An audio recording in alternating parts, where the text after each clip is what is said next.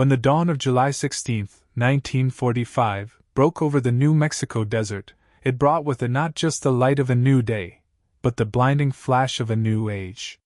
The Trinity test, the world's first detonation of an atomic bomb, was a moment that redefined warfare, diplomacy, and humanity's place in the cosmos. It was the culmination of the Manhattan Project, a secret endeavor of unprecedented scale and ambition. But what if that dawn had never come? What if the monumental effort, the scientific brilliance, and the staggering resources poured into the Manhattan Project had failed to produce its terrible fruit? This is not merely a hypothetical exercise. It is an exploration into a vastly different world, one shaped by the absence of the weapon that ended the Second World War and cast a long shadow over the subsequent decades. The atomic bomb was a pivotal point, altering the trajectory of global conflicts, accelerating the Cold War, and embedding a unique terror into the human psyche.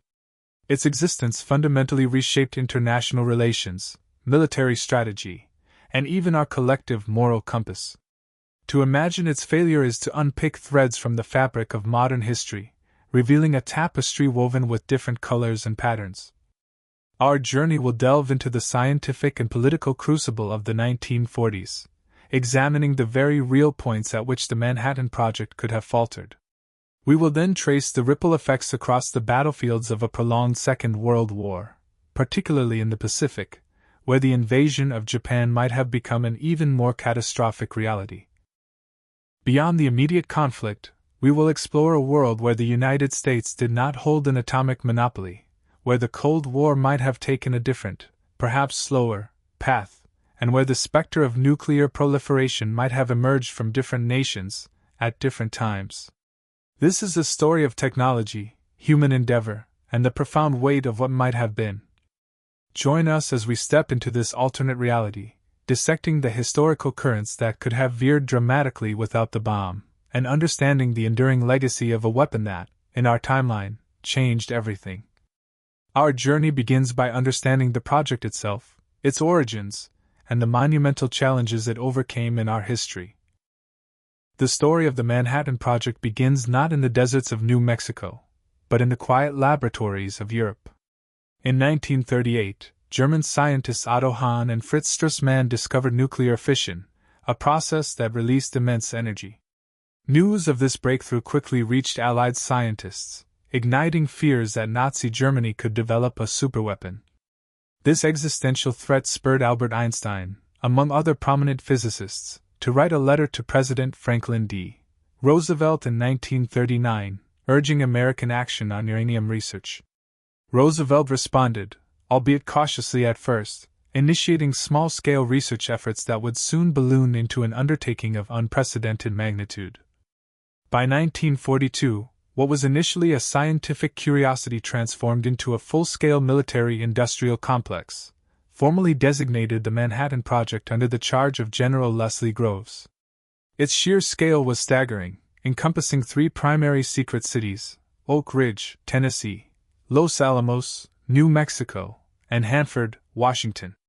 Vignette: at Oak Ridge, thousands of workers, many unaware of their true purpose, toiled under strict secrecy. A young woman named Sarah, operating complex machinery in a massive K-25 plant, felt the hum of the centrifuges day in and day out. She knew only that her work was vital to the war effort, a small cog in an enormous, mysterious machine. Los Alamos, nestled in the remote New Mexico mountains, became the scientific heart. Here, under the enigmatic leadership of J. Robert Oppenheimer, the brightest minds in physics, chemistry, and engineering gathered. Their mission: to understand and weaponize the atom, tackling immense scientific hurdles. The primary challenges were twofold: producing sufficient quantities of fissionable material, either uranium-235 or plutonium-239, and then designing a device that could initiate an uncontrolled chain reaction. Uranium enrichment proved immensely difficult, requiring massive gaseous diffusion plants at Oak Ridge. Plutonium production, on the other hand, necessitated the construction of giant nuclear reactors at Hanford, Washington, to transmute uranium-238 into plutonium-239. Once produced, the plutonium needed intricate chemical separation processes, which were both dangerous and technologically pioneering. The design of the bomb itself presented further dilemmas. The thin man-gun type assembly for uranium was relatively straightforward. However, plutonium's tendency to pre-detonate required a far more complex fat man implosion device, demanding perfect synchronization of high explosives, a concept scientists initially doubted was even possible. Vignette: Dr. Hans Bethe, a brilliant German-American physicist at Los Alamos, spent countless nights poring over calculations for the implosion lens. The pressure was immense. Every equation, every variable held the fate of the project, and perhaps the war, in its balance. The weight of potential failure, and the moral implications of success, were constant companions. Security was paramount. The project operated under extreme secrecy, isolated from public knowledge and even much of the government. Thousands of personnel were vetted, their lives monitored, and information compartmentalized to prevent leaks to enemy powers, particularly Nazi Germany. The geopolitical drivers were clear: a race against time. Allied intelligence suggested Germany had its own Uranverein or uranium club, pursuing atomic research. Though eventually proven to be far behind, the fear of a Nazi atomic bomb fueled American determination and justified the vast expenditure and unprecedented secrecy. Vignette: In a secure room in Washington, D.C., General Groves updated Secretary of War Henry Stimson on the project's progress. The map on the wall showed Europe engulfed in war, a grim reminder of why this gamble was being taken. "We must succeed, Mr. Secretary," Groves stated, "before they do." The air was thick with the weight of global consequences. The project climaxed with the Trinity test on July 16, 1945. Its success signaled a new era, but the path to that moment was fraught with technical unknowns, political pressures, and immense logistical challenges, any one of which could have led to a very different outcome. This brings us to the crucial question: how exactly could such a colossal and complex undertaking have failed? The Manhattan Project, for all its eventual success, was a monumental gamble against formidable odds. Its path was lined with scientific unknowns, engineering unprecedented scale, and managing a workforce spread across a continent, all under wartime pressure. Many points existed where the delicate balance could have toppled. One critical failure point lay in the supply of critical materials. Both uranium-235 and plutonium-239 were exceedingly difficult to produce in sufficient quantities. Any major disruption, such as a prolonged shortage of uranium, or, particularly from the Belgian Congo, or a breakdown in the complex supply chain for components, could have crippled production. A critical shortage of high-grade uranium or due to German U-boat interdiction of supply lines from Africa. Essential raw material for both uranium enrichment and plutonium production drastically decreases. Severe delays, pushing bomb readiness past the war's end. Wartime shipping was precarious, and uranium was a specialized cargo. Technical dead ends were another distinct possibility. The implosion design for the plutonium bomb was incredibly complex. Scientists initially doubted its feasibility, requiring perfect explosive lens synchronization. A fundamental miscalculation or an inability to refine the detonators to the required precision could have rendered plutonium bombs unworkable. Dr. Robert Christie, a young physicist at Los Alamos, stared at a failed implosion experiment's crumpled metal shell. The test shot, meant to prove the concept, had been a catastrophic fizzle. He felt a wave of despair. Back to the drawing board, he muttered, knowing that each failure meant more precious months lost. Political decisions could also have derailed the project. The immense cost, nearly $2 billion, equivalent to $28 billion today, was a constant target for scrutiny. Had the war in Europe ended sooner, or intelligence confirmed Germany was nowhere near an atomic bomb, politicians might have reallocated funds to more conventional war efforts. Allied intelligence accurately assesses Germany's atomic program as non-viable by late 1944. President Roosevelt, facing increasing pressure over project costs, reevaluates priorities. Funding is cut or significantly reduced, effectively pausing the project indefinitely. The primary rationale was the German threat. Without it, political will might have wavered. Sabotage, though never confirmed to have caused significant delays, remained a persistent fear. The vast number of personnel, many with limited vetting in the project's early days, presented vulnerabilities. A well-placed saboteur, either enemy or ideologically motivated, could have caused immense damage to critical facilities or key research. Deep within the Hanford site, a small fire erupted in a reprocessing plant, seemingly accidental. Foreman Jim O'Connell, a veteran of industrial accidents, noticed a strange pattern in the damaged machinery. He couldn't shake the feeling it wasn't just faulty wiring, but his suspicions were dismissed amidst the chaos of wartime production. A catastrophic test failure could have been devastating not only to the project's timeline, but also its morale. If the Trinity test on July 16, 1945, had been a complete dud or produced an unexpectedly small yield, it would have shattered confidence and potentially led to a re-evaluation of the entire program, perhaps even its abandonment. The Trinity test on July 16, 1945, results in a fizzle, a partial chain reaction yielding minimal explosive force. Scientific consensus fractures. The implosion design is deemed unreliable. Likely further significant delays for redesign and retesting, making combat deployment impossible before late 1946. The complexity of the implosion device meant success was not guaranteed. Logistical overextension was another danger. The construction of 3 massive industrial cities from scratch, recruiting hundreds of thousands of workers, and coordinating supplies across a wartime economy strained resources. Any major bottleneck, like a critical labor shortage or an inability to procure specialized equipment, could have caused critical delays. The very nature of scientific discovery itself carried inherent risks. The path from theory to a working weapon was riddled with unknown phenomena. Had the properties of uranium or plutonium behaved unexpectedly under extreme conditions, or had a crucial theoretical insight eluded the scientists, the project could have simply hit a wall.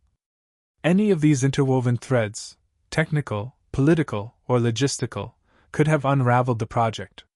Without the bomb, the immediate military landscape of 1945 would have looked dramatically different, setting the stage for a continuation of the most brutal war in human history. With the atomic bomb off the table, the world faced the prospect of a much longer, more conventional fight.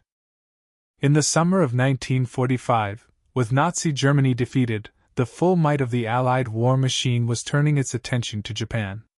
Without the atomic bomb, the strategic landscape would have reverted entirely to conventional projections, hinging on massive invasions and relentless attrition. The war, far from ending in August, would have stretched well into 1946, perhaps even longer. Casualty projections for the planned invasion of the Japanese home islands, code-named Operation Downfall, were already horrifyingly high. U.S. military planners estimated millions of casualties, both Allied and Japanese, for an invasion of Kyushu, Operation Olympic, and then Honshu, Operation Coronet. The absence of the atomic bomb would have made these estimates a grim certainty. Private John Miller, an 18-year-old Marine fresh from Okinawa, practiced beach landings in the Philippines. The rumor among the men was an invasion of Japan itself. Without the sudden end to the war, the fear of facing an even more fanatical defense on home soil was palpable, weighing heavily on every soldier's mind. Without the existential threat of atomic annihilation, Japan's leadership, still dominated by hardliners, would likely have remained steadfast in their resolve for a protracted defense. Their strategy of inflicting maximum casualties on invaders, as seen at Iwo Jima and Okinawa, aimed to force a more favorable negotiated peace. No atomic bombs are available for use against Japan. The Japanese War Cabinet, facing only conventional attacks, maintains its policy of fighting to the last man to achieve conditional surrender. Operation Downfall proceeds as planned, leading to immense casualties. Japanese military leadership was deeply committed to a final, decisive battle. The strategic bombing campaign against Japan would have escalated further, with cities like Tokyo, Nagoya, and Osaka facing even more relentless firebombing raids. Without the bomb, the U.S. Army Air Forces would have continued their devastating conventional assaults, aiming to cripple Japanese industry and morale through aerial supremacy. Naval power, particularly the U.S. submarine fleet, would have maintained its chokehold on Japanese shipping, tightening the blockade and exacerbating food and resource shortages. This slow strangulation of the Japanese economy would have continued, but its effects were not immediate enough to force a swift capitulation. In London, the British War Cabinet met, discussing projected logistics for continued support in the Pacific. Churchill, looking weary, acknowledged the necessity of a prolonged campaign. "It will be a grim business," he conceded, "but one we are prepared to see through to the end." The prospect of extending rationing and wartime austerity was a heavy burden. The Soviet Union's entry into the war against Japan, which occurred in our timeline on August 9, 1945, would still have been a significant factor. Without the atomic bombings, the Red Army's rapid advance into Manchuria and Korea would have continued, likely expanding their territorial gains and influence in Asia. No atomic bombs are dropped, and the USSR declares war on Japan. The Soviet invasion of Manchuria and Korea faces continued, albeit weakening, Japanese resistance. Soviet forces capture more territory, potentially including parts of Hokkaido, before an eventual Japanese surrender. Japan's Guandong army was already severely depleted, and Soviet forces were highly effective. The psychological toll on all combatants and civilians would have been immense. For the Allies, it meant more months, perhaps a year or more, of relentless fighting, higher casualties, and continued separation from home. For Japan, it meant the continued destruction of their cities and the grim expectation of a brutal invasion of their homeland. Without the atomic bomb, the path to Japan's surrender would have been far bloodier and more protracted, reshaping the geopolitical map of Asia and straining the Allied coalition to its limits. The fate of Japan and the Pacific theater would have unfolded in a radically different way. With no atomic bomb, the fate of Japan hinged entirely on conventional military force and the grim resolve of both sides. The meticulously planned Operation Downfall, the Allied invasion of the Japanese home islands, would have become an inevitable, bloody reality. This would have entailed two main phases: Operation Olympic, targeting Kyushu in November 1945, and Operation Coronet, aimed at Honshu in March 1946. Japanese propaganda had already hardened the resolve of the civilian population, preparing them for an ultimate defense of the homeland. Slogans like 100 million will die for the emperor and nation reflected a national readiness for mass sacrifice. Without the shock of the atomic bombs, this resolve would likely have remained unbroken. In a small village on Kyushu, a young Japanese mother, cradling her infant, listened to the radio broadcasting exhortations to resist. She meticulously sharpened bamboo spears with her neighbors, knowing their meager defenses were all they had against the impending invasion. Fear mingled with a fierce sense of duty. The kamikaze tactic, which had devastated Allied naval forces during the Okinawa campaign, would have escalated dramatically. With millions of planes held in reserve for the home defense, these suicide attacks would have inflicted far heavier casualties on the invasion fleet and transport ships, making the initial landings incredibly costly. Operation Olympic proceeds without atomic bombs. Japanese aerial forces unleash thousands of kamikaze attacks against the invasion fleet, and ground forces mount a fanatical defense. Allied naval and troop casualties are catastrophically high, potentially forcing a reassessment or delay of Coronet. Japanese military doctrine prioritized inflicting maximum cost to deter invasion. The Soviet Union's role would have become even more pronounced. In our timeline, the USSR declared war on Japan and invaded Manchuria on August 9, just after Hiroshima. Without Nagasaki, the Soviets would have pressed their advantage, potentially extending their reach beyond Manchuria, Korea, and Sakhalin. The war in the Pacific continues into late 1945 and early 1946. The Soviet Union, unimpeded by an atomic ending, continues its offensive, pushing towards Hokkaido. Japan is eventually forced to surrender, but only after significant Soviet territorial gains, potentially splitting Japan similar to Germany. The Soviets were poised for further advances and keen to expand their sphere of influence. The terms of surrender would also have been markedly different. The Potsdam Declaration, demanding unconditional surrender, was met with silence by Japan. Without the atomic bombs and the looming Soviet threat to the home islands, Japan's hardliners might have continued to hold out for a conditional surrender that preserved the emperor's position and potentially avoided war crimes trials. In Washington, D.C., high-ranking diplomats debated the wording of new surrender terms.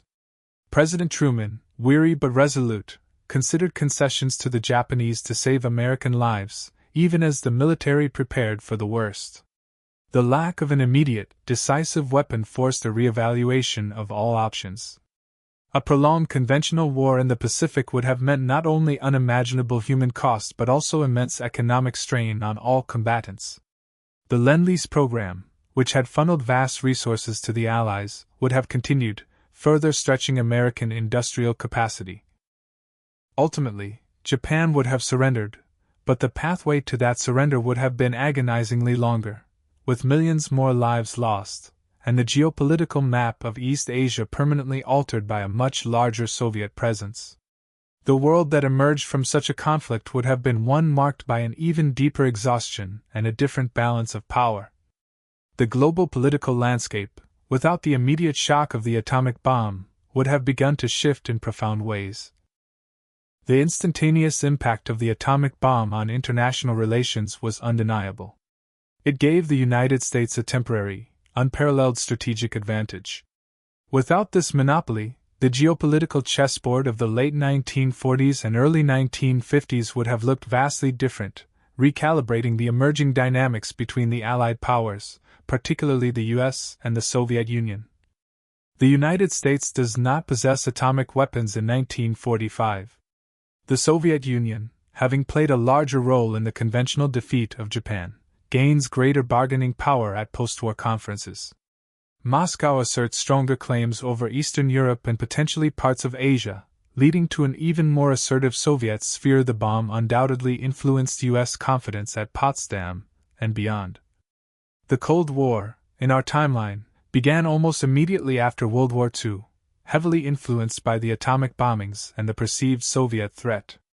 Without the bomb, this ideological struggle might have brewed more slowly, lacking the immediate, terrifying urgency of nuclear weapons. The Iron Curtain might still have descended, but perhaps with less rigidity, at least initially. In a U.S. congressional hearing, legislators debated the immense cost of maintaining a vast conventional army to counter Soviet expansion. The peace dividend many hoped for after the war was elusive. Without a deterrent, the burden of conventional military readiness was immense, leading to difficult economic choices. The absence of an American atomic monopoly would also have shifted the dynamics of post-war diplomacy. The U.S. would have relied more heavily on traditional diplomatic tools, economic leverage like the Marshall Plan, and the strength of its conventional military, rather than the implicit threat of atomic retaliation. No atomic bombs exist in 1945.